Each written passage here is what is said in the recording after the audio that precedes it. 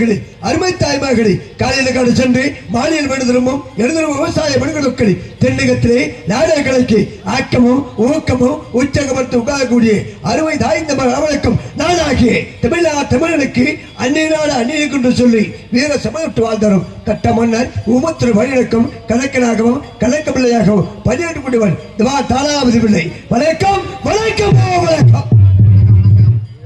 புதி புதி தானாவது தானா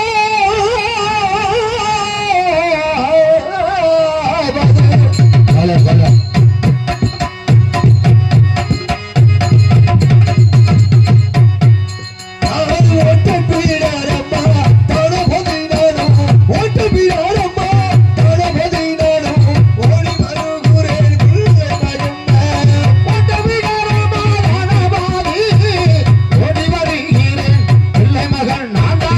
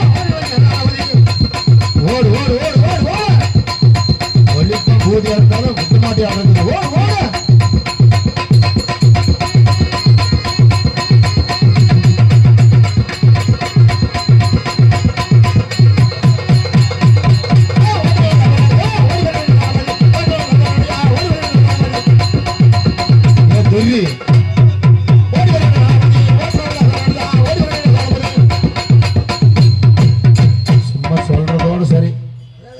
அதான்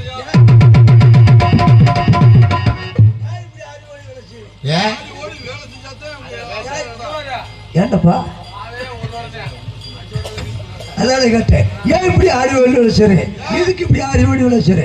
ஆடி ஓடி விளைச்சுட்டு மன்னருக்கு 5 லட்சம் 10 லட்சம் சம்பாதிச்சு வச்சிருப்பாங்க. அது 1 லட்சம் 2 லட்சம் தேடி பழகணும். தேடி பழகல மந்திரி இல்லடா எந்திரி. இன்னைக்கு வந்திருக்கிற மன்னருக்கு அப்புறப்பட்ட மன்னர்கள். அதனால கேட்டேன். அழக தமிழனுக்கு அன்னையர்கள் சொல்லி வீர சபதம் விட்டு வாழ்த்தரும். கட்ட மன்னர் ஊமத்தூர் பாண்டியர் வாழ்ந்த ஒரு சமயத்தில் 1000 மேலே கப்பலப்பட்ட அந்நிய நடுதுறைமர்கள் பல ஊருக்காக மீட்டிங்களை அனுப்பி வைத்திருந்தார்கள். அங்கெல்லாம் செல்லவில்லை. எங்கே? திருநெல்வேலி, நெய்வேலி, குற்றாலம், பல்லவரம் என்று சொல்லப்பட்ட பல ஊருக்காக மீட்டிங்களை அனுப்பி கொடுத்திருந்தார்கள். கட்ட மன்னர் ஊமத்தூர் பாண்டியரும் 1000 கமத்தமார்களும் மதிமந்திரம் சென்று சென்று பார்க்கும் பொழுது ஜாக்கல் துறைமுகன் என்னுடைய மன்னர் வீரபாண்டு கட்டம சுமத்தை வரின்னு கேட்க என்னுடைய மன்னர் மறுக்க மறுப்பத மேலே மணியபுரத்தில் விட்டான். சந்தன பாதகன் மணியபுரத்தில் விட்டான். அப்படி எளிய பாண்டியருக்கு கண்கள் சுமந்து கொண்டது.